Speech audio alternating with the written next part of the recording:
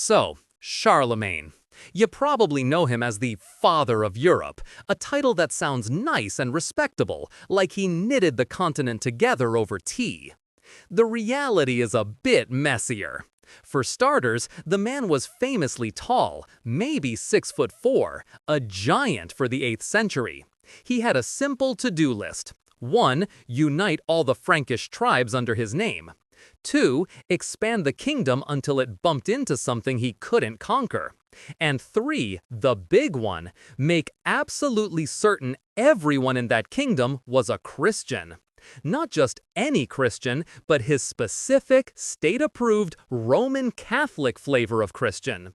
It was less a spiritual mission and more of an aggressive corporate merger, with God as the CEO and Charlemagne as the terrifyingly hands-on regional manager.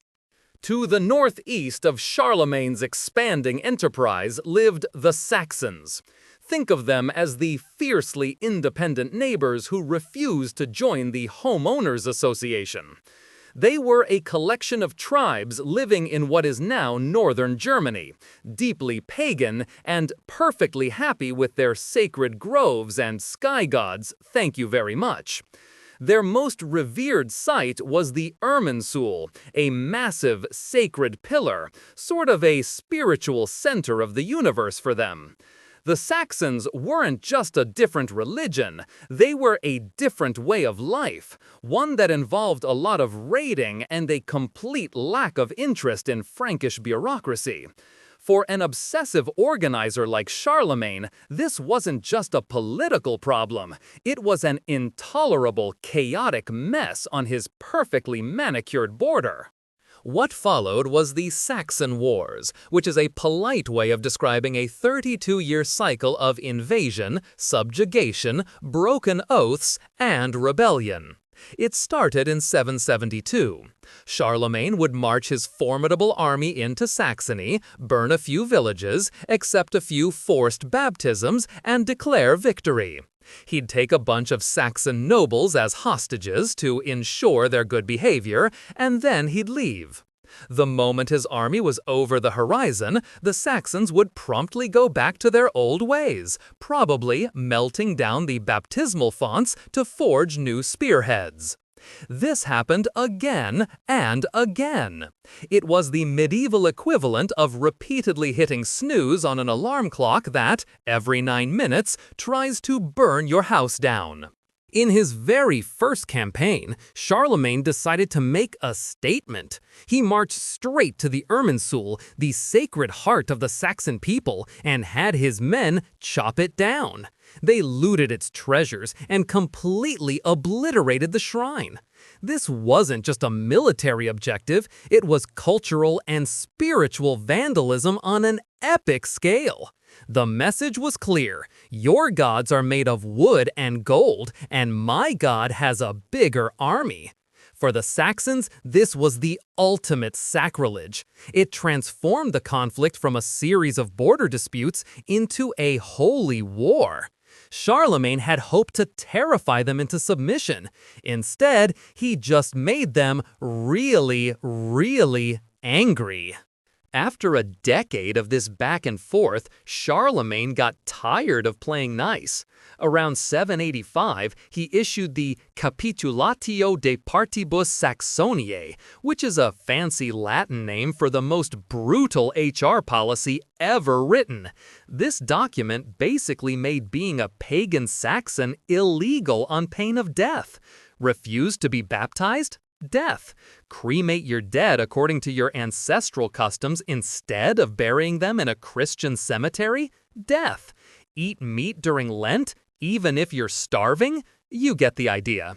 It even mandated death for anyone who showed disrespect to a Christian priest.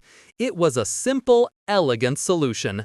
Convert to our religion of peace and love, or we will systematically kill you. The paperwork was immaculate. This new policy hit its horrifying peak in 782 at Verdun.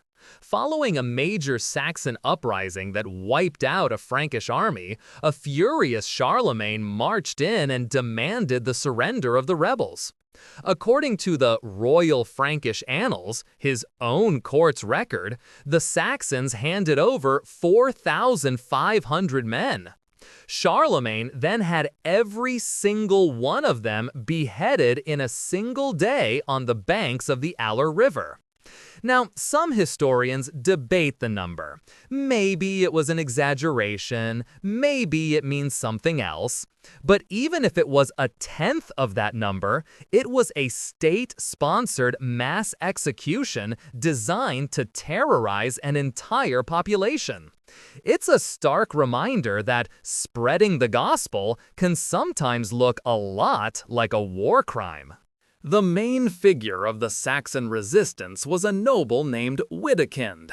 He was the perpetual thorn in Charlemagne's side, leading rebellions and then vanishing into the forests or into Denmark whenever the Franks showed up in force.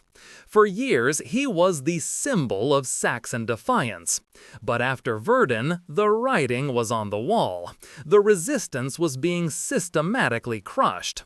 In 785, Witikind finally surrendered, and in the ultimate power move, Charlemagne himself served as Witikind's godfather at his baptism.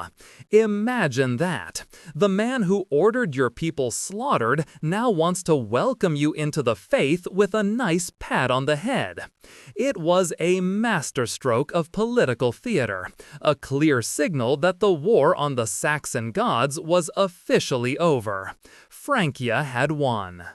Eventually, even someone as stubborn as Charlemagne started to realize that ruling over a resentful, traumatized graveyard wasn't a great long-term strategy.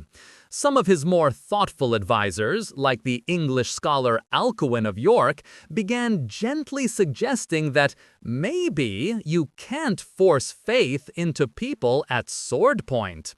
Alcuin wrote letters arguing that faith must come from will, not from compulsion. It was a radical idea at the time. So, in 797, Charlemagne replaced the bloodthirsty capitulatio with the Capitulare Saxonicum. This new law code replaced most of the death penalties with fines. It was a groundbreaking innovation in governance, making people pay for their sins instead of just killing them. Progress. So, did it work? In the end, yes. Saxony was integrated into the Frankish Empire and became Christian. Churches and monasteries were built where sacred groves once stood. But this new, unified Christendom was born in violence. The forced conversions created a model for future holy wars and crusades. It cemented the idea that the political state had a right, even a duty, to enforce religious orthodoxy. The entire concept of the Holy Roman Empire, which Charlemagne would soon lead, was built on this foundation: one emperor, one empire, and one god. And if you disagreed with any of those three, well, they had a very clear and well-practiced procedure for handling that. Today, we remember Charlemagne for the Carolingian Renaissance, for standardizing currency, for encouraging education. And all of that is true. He was a brilliant administrator and a visionary ruler. We have statues of him looking majestic and holy. We name prizes for European unity after him. But we tend to put a soft filter on the methods he used to achieve that unity.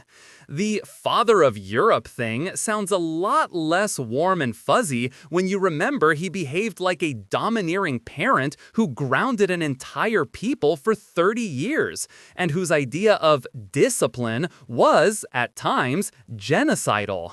History isn't about heroes and villains, it's about complicated people who did monumental things, often through monumental violence. If you enjoyed this video, please like, comment, and subscribe to our channel for more historical insights. Thanks for watching, nerds!